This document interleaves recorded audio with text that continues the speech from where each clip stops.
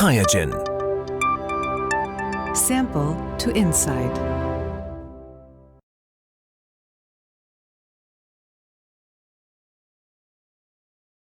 Wherever you are, probably most of you are overseas. In Germany, it's now getting quite late, so we have 7 o'clock in the evening. Nevertheless, I say good evening, good morning, and good afternoon to whoever might be here. So what I want to talk to you about today is something that is not very often mentioned, actually. So there are so many solutions out there dealing with CTCs, but nobody talks really about what is really the challenges with the CTCs and what is needed to get a good kind of scientific information out of CTC research applications, and this will be my issue today.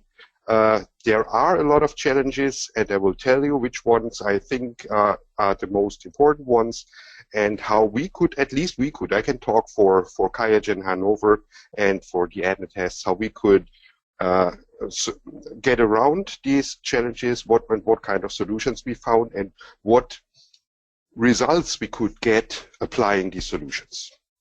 Before we start the presentation, I really would like to make clear that what we are talking about today is pure science. It is not my presentations, and any of the slides there are not intended to be seen as kind of useful in medical diagnostics and such. It is really a pure science that we are talking about here. Okay, first challenge. Sensitivity and specificity in the circulating tumor cell research field.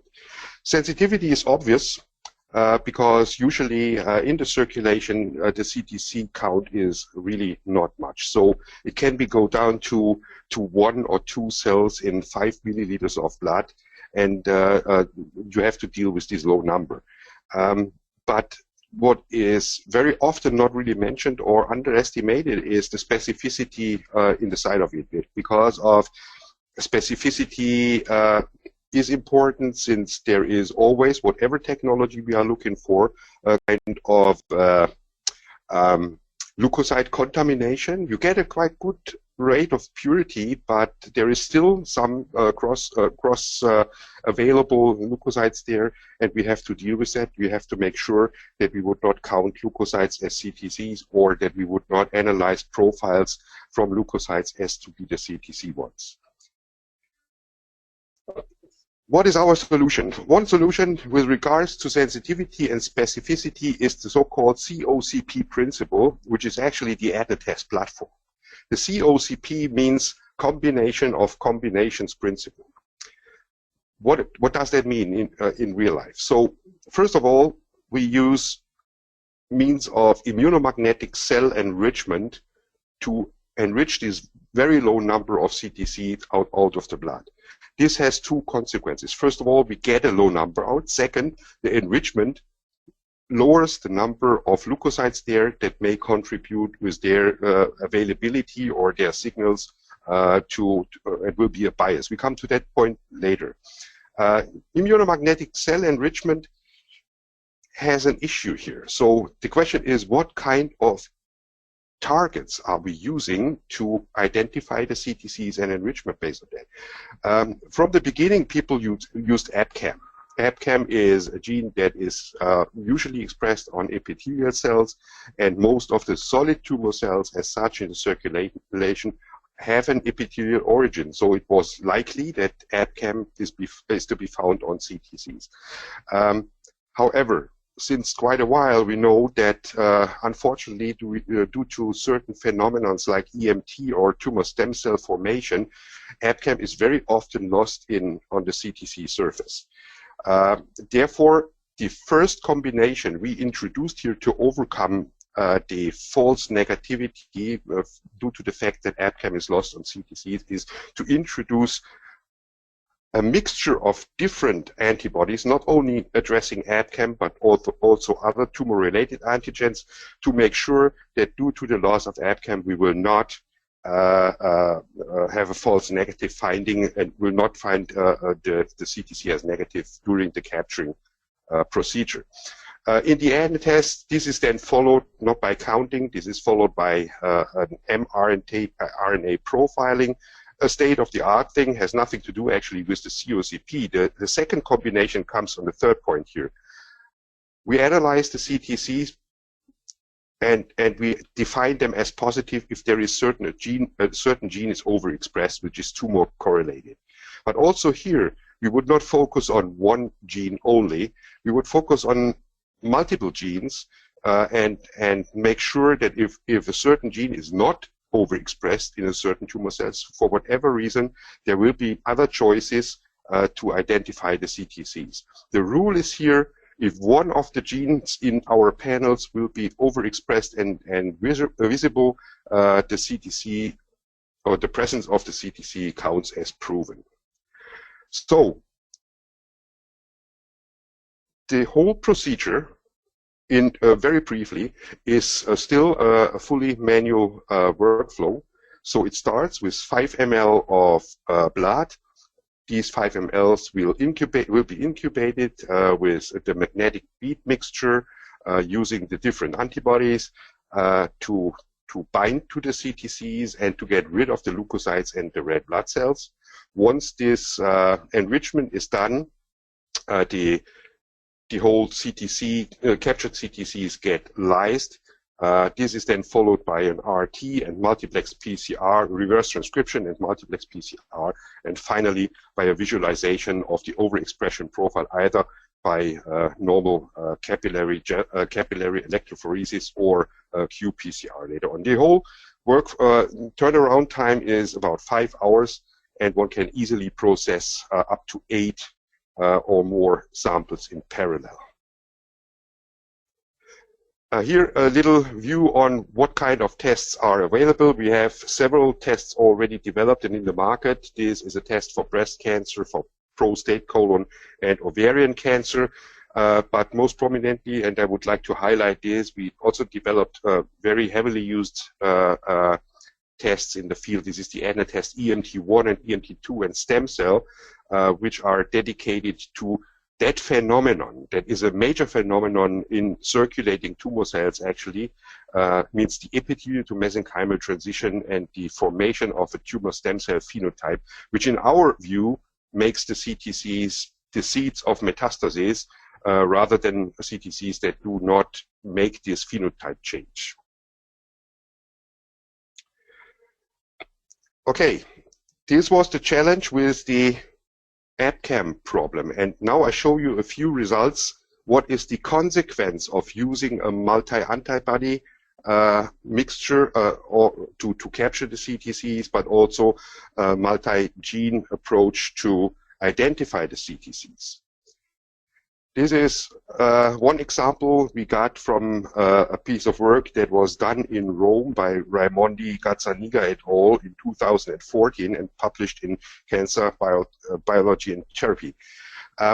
What they found here, if we compared the cell source system that is based on AbCam with the AdnaTest, we surprisingly found an incredible increase in sensitivity here without a loss in specificity, by the way, which could be due to the fact that we use, in this case, as an antibody mixture, only 2 different AbCam variants. That seems to be enough in colorectal cancer to make such an increase in specificity possible, or it could be that is based on the fact that we use AbCam EGFR either or CEA to identify the CTCs. And as you can see here, most of the CTCs in this study overexpressed EGFR, but also the other genes that we are analyzing here contributes to that. I'm not really sure if it's the combination of the antibodies or if it's the combination of the antigens, the mRNA profile here. Nevertheless, you can see that the combination of combinations principle mentioned before leads to this dramatic increase in sensitivity. The same we found in prostate cancer if we compare AbCam-based enrichment methods with our AdnaTest prostate that uses AbCam and HER2 as a target for the enrichment. And again, PSA, PSMA, and EGFR as molecular targets that get analyzed in combination. And what is surprising to me in a way is that many people say in prostate cancer there is no AbCam negative CTCs actually. And it's kind of right. Prostate CTCs are very often observed to still have an AbCam on the surface, but nevertheless, as you can find out here, at least in this little study, consisting not of too many patients, nevertheless, in 6 of the cases, we indeed found CTCs positivity where the AbCam-based method did not. The question again is it only the AbCam or is it also the mixture of the different molecular target that we are using here? Nevertheless, again, a proof of the COCP principle to increase sensitivity even in prostate cancer. Now we come to the addition of MAC1 as a target for the enrichment in combination with AbCam, and again, we use the cell search system as a kind of a gold standard here to compare us to. And if we take the 5-cell cutoff value from the cell search and look at the AdnaTest results, by the way, published by Antropoulou et al. In the International Journal of Cancer in 2012, we see an increase of 17% in sensitivity, which is due to the, I must say, due to the COCP principle. I cannot prove really that's the combination of the antibodies or the other combination, but combining both combinations together leads to better sensitivity here. And as a last and very prominent example, published very recently from Hansen et al. At Nature Scientific Reports, actually this year, very recently, we could see that also in lung cancer, where we know that AbCam-based methods are kind of not very sensitive, by applying the AdnaTest EMT2 capturing, which consists of AbCam, HER2, and in addition a third antibody directed against EGFR, we could increase the capturing sensitivity from 15% to roughly 30% in lung cancer patients, which was due to the EMT capturing procedure, but also due to the fact that we analyzed not for AbCam-based genes, but for EMT and tumor stem cell related genes, which is the PI3K alpha, the AKT2, and the ALDH1. And as you can see in the small figure on the right-hand side, the ALDH1 is very, very prominently expressed in CTCs from lung cancer, at least in the ones we detected here, which kind of explains why lung cancer might be such a dangerous disease, because of the ALDH1 it's representing tumor stem cell phenotype, and this is known to be a very aggressive phenotype in cancer research. Okay, this was actually a kind of a proof to you that using a combination of antibodies or using a combination of different markers to analyze, you can get a dramatic and very solid increase in sensitivity, and that could be important in many, many research applications. But there is another challenge. I mentioned it already, and this is the leukocyte bias. Especially, I must say, this counts for tests like ours that is dealing with mRNA profiling, but also with others, of course, because leukocytes could also be misinterpreted as CTCs if not very carefully and observed by specialists in microscopy and cytology. Let's talk at this place about solutions for the molecular characterization using mRNA. And this is what I'm talking about. So if you look at several interesting genes like the EMT-related AKT2, but also others that may be also of interest in pharmaceutical research, like NOTCH-PARP1 or so, or SRC1, you see that you do a leukocyte titration and analyze for these genes and compare it to the CD45 signal you get in parallel. You see that many of these genes are indeed stably expressed in leukocytes and follow the number of the leukocytes in a way that with an increasing CD4/5 signal, you see kind of a parallel increase in the other genes. That's not good. That gives you a bias, and that gives you also probably or holds you back from the chance to analyze many genes in parallel pathways, related genes and everything, because of the leukocyte bias could be too high. There is two solutions. One solution is select carefully the genes you are looking to. I give you here an example for breast cancer. If you use, for example, in breast cancer, AbCam, MAC1 and HER2, you can easily, at least in our procedure, enrich the cells to an extent that the specificity is not really affected. Nevertheless, what we say usually the specificity we guarantee is 95%, but as you can see here, in a series of 6 different lots of the AdnaTest breast cancer we produced, the specificity was found to be very close to 100% actually, without losing the sensitivity, at least in recovery experiments, in spiking experiments. Even 2 cells get recovered in 90% of the cases. If you spike 5 cells, in this case, by the way, it was MCF7, you get nearly 100% recovery. That is one solution. So drive the enrichment to a state where the leukocyte count is low enough to allow you certain gene expression profiles for analysis. And when I say the leukocyte count is low enough, I mean about 1,000 to 1,500 leukocytes that we could measure to be present using the normal AdnaTest enrichment procedure. But for certain other genes of our interest, this is still too much, especially if we go for EMT genes and the genes in the tumor stem cell field. And therefore, we must find another solution. We must reduce the leukocyte count as good as we could. And finally, we found a solution here. This solution we call AdnaWash.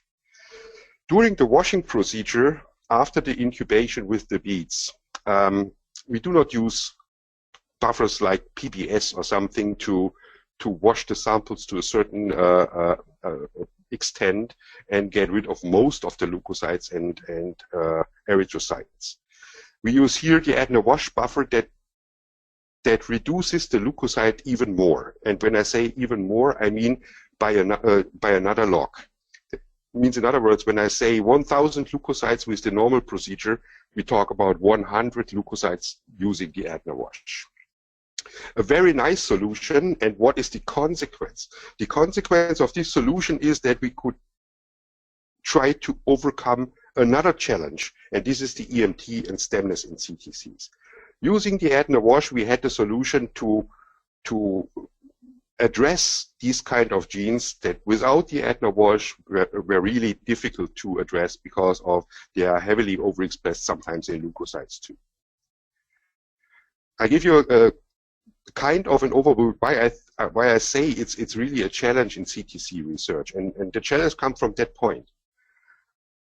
If we count CTCs in the blood, we may see several types of CTCs, and one type of it is the normal, I call it epithelial type, or I call it the dying type, or the necrotic type, or the apoptotic type, which is the majority of CTCs that we found in the blood as per our research. And these cells may die. These cells may have no meaning, actually, in questions like how is metastasis formed, what is the biology of resistance, and such and such. There is 2 other groups of cells. There is a cell group, we call it now in this presentation dormant cells. What I actually mean is the DTCs, the disseminated tumor cells, and this is the cell type that goes into bone marrow and stays in bone marrow alive for a very long time, potentially responsible for bone marrow formation, as we could find in breast cancer very often.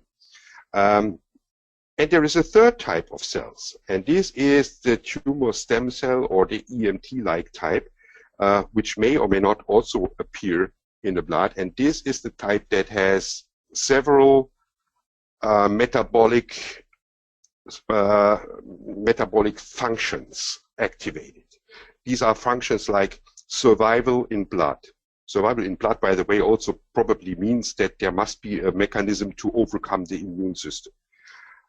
Dealing with potential hypoxic situations, maintaining metastatic potential, building up resistance against potential therapies that may be applied to get rid of the CTCs or get rid of the tumor. And these are what I summarized here as the tumor stem cells. And this must be addressed really to find out, to my opinion, to find out how the dangerous part of circulating tumor cells and characterize them best. And going back to the AdnaWash solution, using the AdnaWash, we can also solve this challenge. How can we separate the tumor cells that express these tumor stem-like or EMT-like profiles from the others? And the AdnaWash was for one solution, and the choosing of the genes we are looking for in terms of profiling is the other one. A first indication to that certain genes may play a role in the CTCs only, but not in the primary tissue, is a very old story. We made that findings in, I think it was 2004 or 6 or so. There we observed that circulating tumor cells in blood undergo interesting change and do not really compare to tissue anymore if we look, for example, at HER2. 50%, as you can see here, it was 60 cases that we analyzed here, and in 50% of the cases we found non-comparison if we analyzed HER2 in the CTCs and compared it to the HER2 presence in tissue, and which means actually we found negative HER2 CTCs versus positive tissue in 30% of the cases, but we found, and this is in my eyes even more important, recovery of HER2 in CTCs, or de novo expression in CTCs versus tissue that was negative in 21% of the cases. This was the first indication that brought us to the idea that we need to analyze more of these genes to understand really what's happening in the metabolism of CTCs, to make them persistent and to make them potentially aggressive and dangerous. A second indication into that field is then when we added to the HER2 two other important genes in the metabolism of breast cancer, at least, and this was the estrogen receptor and the progesterone receptor. And again, we found the same picture. PT means tissue, CTC means circulating tumor cells, and you see a dramatic change in the metabolism, or at least in the expression profile, with regards to estrogen receptor and progesterone receptor, which is downregulated. And you see an upregulation of the HER2, which may explain several things. It may explain silencing of the CTCs. It may explain response to growth factors like HER2 once the region of metastasis building is reached. Whatever it means, it is different. So CTCs seem to be phenotypically different actually to the tissue, and can add potentially more information about a metastatic process or the metastasis biology than the tissue can do. And finally, then we said, okay, let's really look if these CTCs that we see here are really kind of transforming into EMT-like cells or into stemness-like cells. And we analyzed for certain EMT and stemness correlated genes in the CTCs, and this was TWIST, AKT2, PI3K, and ALDH1, a nice study done by Aktash et al. In 2009 in breast cancer. And we found indeed that always when we found CTCs as such, they had either one of these genes at least co-expressed to the epithelial markers that we used for the identification of the CTCs. very prominently, 69% of these CTCs were positive for ALDH1, 62 for AKT2 and such. So for me, kind of a very early determined proof, even in 2009, CTCs, at least in breast cancer, are mostly, or we find a lot of CTCs in breast cancer that have this tumor stem cell phenotype, and that opens an interesting field of research, taking the theory of that the EMT and tumor stemness is responsible for metastasis biology. We should look deeper into that really to identify what kind of changes in the metabolism are present here, and would they explain us resistance to therapy? Would they explain us general resistance to the immune system? Would they explain us even the metastasis formation as such? And the same was found, and this is a kind of a proof in principle that we can see that this is also correlated to response to a given therapy. We can see on this slide, published in the same publication, we have a clear indication actually that in the non-responding CTCs, the presence of this EMT and tumor stem cell-like phenotype is very dominant. Good. So now we found out, first of all, we can analyze more than only the presence of CTCs. Using the EMT principle, we found this very sensitive, the COCP principle, we found a very sensitive method to isolate and analyze the CTCs. Using the AdnaWash, we were able to analyze many genes that were not be able to analyze before because of the leukocyte bias that we had here. And finding now this EMT and stem cell metabolism in CTCs encouraged us to even do a little more. And so we developed whole gene panels to learn more about what CTCs could mean. Here, a very early example of the Adna panel breast. This is actually not available in the market. This was a very early research application that we only used internally, but nevertheless, we made a little study with that, published by Bredemeyer, Casimir Bauer et al. On the ASCR in 2013. And what it shows is that using all the solutions we provided so far, we are really able to analyze a whole bunch of genes from one sample in parallel. In this example, it was genes related to tumor stemness, genes related to epithelial characteristics, and so far. So, and you can also find the frequency of each gene expression that we found in this little study, consisting only of 18 patients, which again shows you that the tumor stem cell related genes like CD44 and the EMT related genes like PI3K are very predominantly expressed in many patients that we analyzed here. What was the idea? The idea was, can we kind of differentiate certain types of CTCs that we find in certain samples?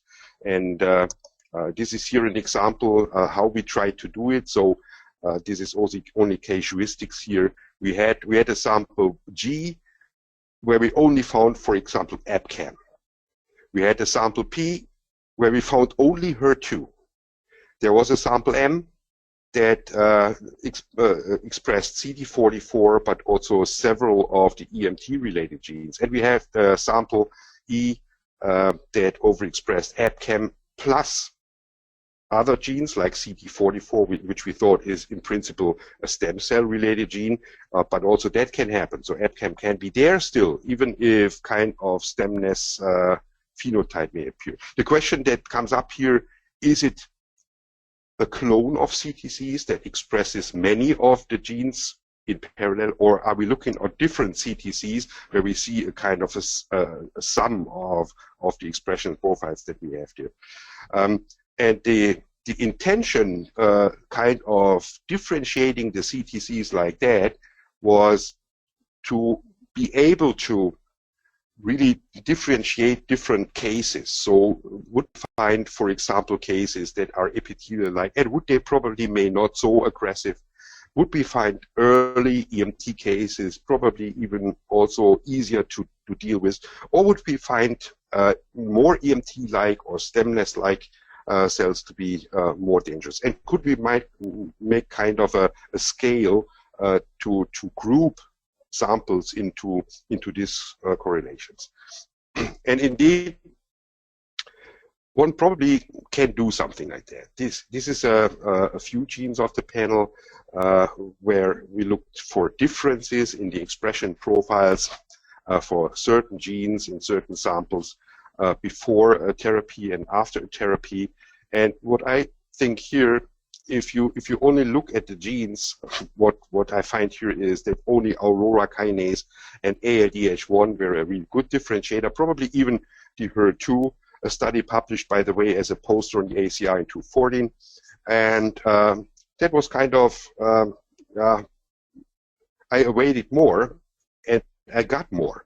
I got more if I was not grouping according to grouping the genes into what we initially thought we have to group them. You remember the scales. You want to have epithelial likes, we want to have EMT likes and stem likes, and I put another two groups in here in the analysis of the data, and this was in principle receptor expression, EGFR, HER2 and such, and the expression of resistance markers like the aurora kinase.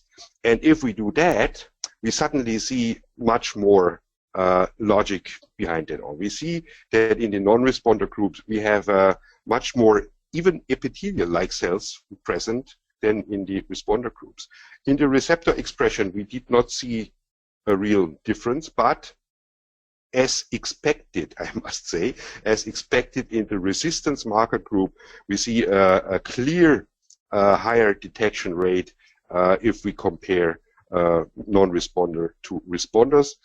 For the EMT-like, that was surprising to me. The difference was not that high. Might have to do with the kind of samples we have there.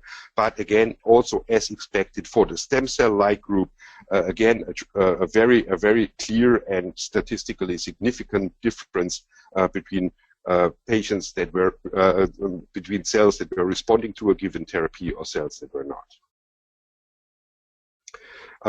We could also compare that in kind of before and after therapy, and would we get kind of statistically significant data with regards to certain responsiveness to therapy, and we found that after therapy the epithelial-like genes played a role, and that after therapy the stem cell-like cells played a role, at least statistically. The resistance markers reached kind of statistical significance, but so they still missed it, probably due to the number of samples we had here.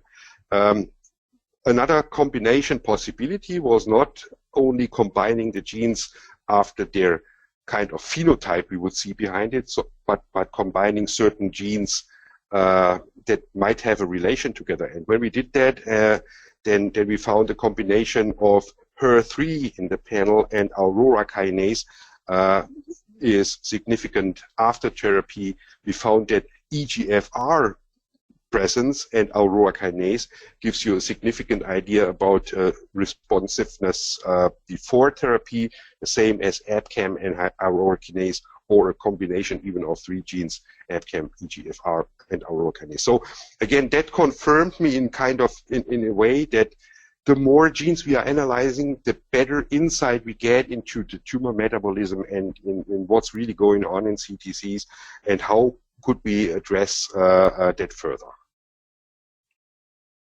And that is my next challenge. Meanwhile, I was taught. So I said, so can we do more? Is there even more genes that we could analyze, bigger context to find more about tumor biology and everything in a real big context, not only in a few genes like I demonstrated before. You see, I get a kind of, we started with only a few genes. We have been proud in 2006 to having 3 genes to be relevant and detectable and specific, sensitive. We ended then up with up to 10 genes in multiplex reactions. We increased that using the Adna panels up to 21 genes. And what more should I do? I will give you a little piece of work for 48 genes, actually. I thought 48 genes is okay. So that's an increase, actually. This is a work we did together with Katarina Kolostova and Sabine Casimir-Bauer, published in Cellular and Molecular Biology in, I forgot the date. It must be 2 years ago or something like that. The idea was the following. If we would compare tissue and CTC negative samples, CTC positive samples, and such, could we really guarantee that we would even apply the cDNA that we get out of the enriched CTCs would be specific enough of sense in an even bigger gene set that we analyze here, and would we still find the differences in CTCs versus the tissue? And this is the results we got there. And for me, that was a very, very interesting result here. And I give you my thesis here. But this, it's only a thesis. It's not proven. But I will share it with you today. Either you will say I'm stupid or probably I'm right. This is what this graph tells me. This is, by the way, partial clustering analysis to see how the groups that we analyzed here differ. What made me happy in terms of specificity was the AdnaTest negative CTC group was not overlapping actually with all the other groups that we analyzed here. So that's already an indication that the specificity of the test is very good.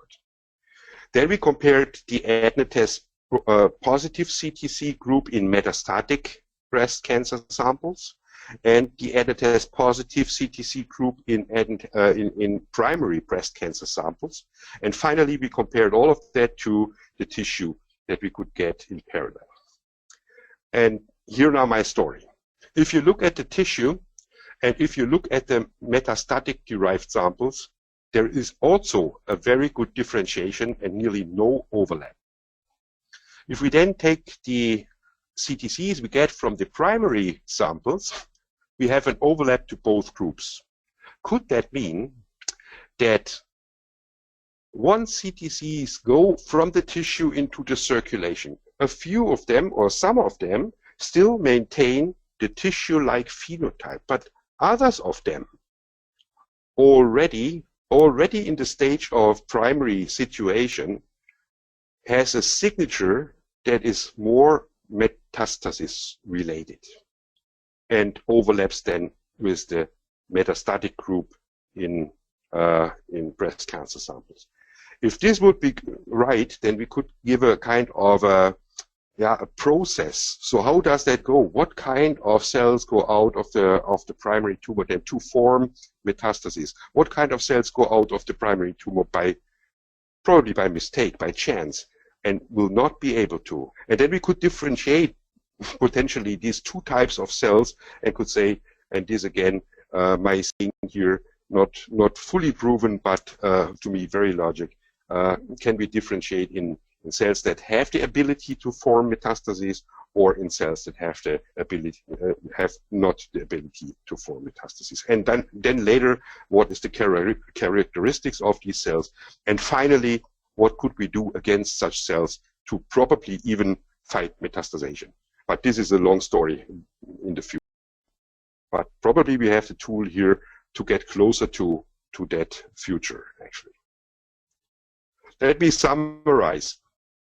I think the molecular detection of CTCs, at least using the AdnaTest, which is the only thing I can talk about this because I know the data, has proven to be a highly sensitive and specific method due to the COCP principle that is a solution to get the best sensitivity potentially and not losing a specificity in parallel. The COCP principle actually really turned out to do that, and we could show that in many cancer entities, indeed, it was proven that the detection rate, at least of CTCs in samples, is higher than if you have an only EpCAM-based method. But the molecular characterization, and this is for me the much more important thing here amongst us researchers, the molecular characterization of CTCs shows that indeed the EMT and tumor stem cell related phenotypes are there in a high frequency. It gives indication of molecular pathways involved in metastasization. It gives an indication about how therapy resistance may appear, and therefore I see here a need to put more and further research on these specific topics, EMT and tumor stemness like CTCs in many cancer entities, even in prostate cancer that was thought a long time to be not that likely to develop kind of EMT-like phenotypes. And most important for all of us that are active in the research field, the AdnaTest is a platform. All what I was showing you actually was intended to be an example that we could overcome all these challenges and open a field of new research. There is much more to do, which we cannot provide everything, but the cDNA you get out of the CTCs, they would be the sample you may need to analyze for genes of your interest, for profiles of your interest, or for even arrays of your interest. Everything should be possible and can be supported at least by the COCP capturing, the AdnaWash leukocyte reduction, as well as the multiplex analysis for the pathway-related genes. And already I'm at the end. I thank you very much for your attention, and I hope we have a few questions. Thank you very much, Dr. Siegfried Hauch. And to all the audience, if you have any questions, please feel free to type them in the questions box. I have a couple questions here. So the first one, asked by Thomas, he asked, how many replicates does QIAGEN recommend per patient or subject in a trial? Usually, I think 2 is okay. I would even say we have also indications that the variability of the or the sample-to-sample variability is playing a role if we get to kind of a limit of detection. So there it could easily happen that if you analyze 2 samples, they will be different. If the signal is stronger, indicating that actually you captured more CTCs, then the sample-to-sample variation is getting very low. So nevertheless, for the sake of good science, I always recommend a double sampling. Thank you very much. Also, another question asked by Thomas.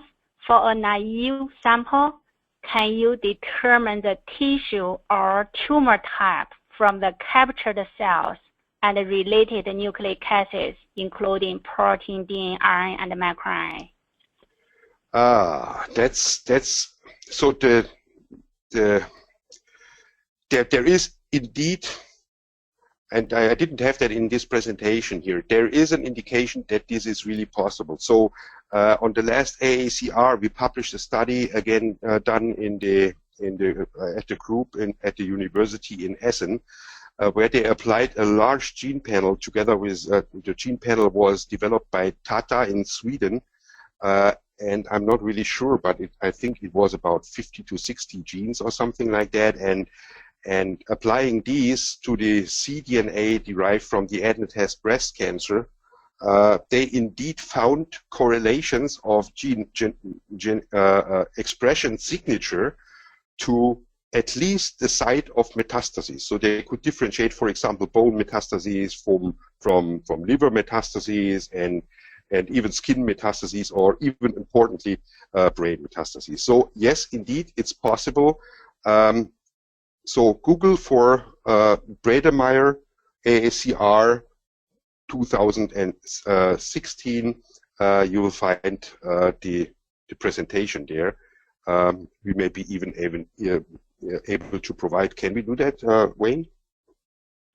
Yeah, I think we can. Or you can send me the information. I will send it to Thomas. Okay, I can do Yeah. that. Okay, great. Thank you. So also another question from Thomas. Can you determine the demethylation profile of the captured cells? I never did. So therefore I cannot say yes. But give it a try, Thomas. Okay, that's a good suggestion. Thank you. Okay. Another question from Robert. So can you do your isolation with multi-parameter cell sorters or a two-step technique? For example, magnetic separation followed by sorting. Yeah, very interesting. Unfortunately, I must say no. Because the beads we are using here are not very compatible with other sorting like FACS analysis or something like that. So here I must say, using the traditional AdnaTest technology, you cannot. For this purpose, at least, I think one has to use a bead variation that is compatible with other kinds of sorting. Okay, thank you. And we have another question. Do you think CTC enumeration is important? So now I must be very careful what I say. It is important. It is important in a way that in many trials, especially pushed by the Waypaver cell search, it was shown that such CTC counting has kind of important information and nobody wants to miss it, especially because there is also the group of people that are not believe in molecular biology, and I can very much understand that. And the clinical information they want to get, or you can get by counting, is there. There is no doubt about it. Nevertheless, coming back to what I said earlier, we have different CTC groups, like the epithelial ones, the EMT ones, and the stemness ones. By counting, the differentiation of these groups is actually not really possible. Therefore, I would say, yes, counting has a certain meaning, but only in the context of furthermore molecular characterization of what you counted, because you need to know what you count there. That you have green CTCs, red CTCs, and yellow CTCs. Only the yellows, for example, are dangerous. If you count them all together, you have no idea. If you can then, after the counting, say, and of the whole count, this proportion was dangerous, that would be helpful. Therefore, we say, probably at the time being, a combination of counting and CTC profiling may be synergistic. Thank you very much. We have another question. It's a technical question. So in case how to isolate CTC from serum sample of prostate cancer patient. So how much serum should I need? Can you suggest me some literature to enrich the CTC when the serum sample is below 1 milliliter? So is this feasible? Yeah. First of all, if you say serum, I say no, because in the serum there should not be CTC. So you need a whole blood sample, because as per my definition, serum does not contain cells. So nevertheless, it fairly could be, if you have a 1 milliliter whole blood sample there, that you find CTCs, indeed. But as per our experience, we would say that the number of CTCs that are detectable using the AdnaTest is 2 CTCs in 5 ml of blood, 2 CTCs. That would mean this low amount you could not detect anymore, because it would not be present in 1 ml. And also the let's say sample-to-sample variation would be probably much higher due to that fact, taking into consideration that the maximum, or very often we find kind of 10 CTCs or so in 5 ml, but also 5 and 2, very low numbers. In other words, yes, if the count of CTCs or the amount of CTCs is high enough to at least reach the 2 CTC level in whatever volume you have, then it can be realized, but the sensitivity, as you can imagine, will then be lowered. Thank you very much. Another question is related to the products. Are these products ready in North America? So if I want to place order, where should I go? Yeah, you can order them from QIAGEN in North America. You should check with customer care there and ask for further information how to do that. The tests are sold in North America as a so-called MBA, a molecular biology application. Be sure that it is very clear that you do not use it for diagnostic applications. Thank you very much. So that's all we have today. Also received some requests for webinar slides and recording. And after this webinar, everyone will receive a copy of today's webinar slide and also the recording link. Okay.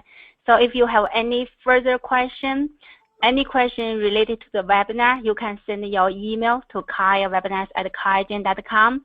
For any technical question, we have Dr. Siegfried Hauch's email here. Please feel free to contact him directly.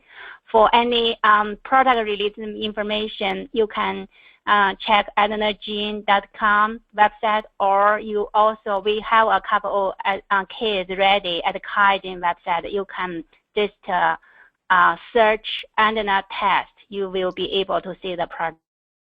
Okay. So if you have any further question, please feel free to contact us. We will be very happy to support you. And with that, thank you very much for joining us. And Dr. Siegfried Hauch, thank you very much for giving another great presentation. Thank you. And I thank you and the whole audience for staying with me for now about an hour. I'm really honored by that. Thank you very much. Thank you. Okay, bye-bye. bye-bye.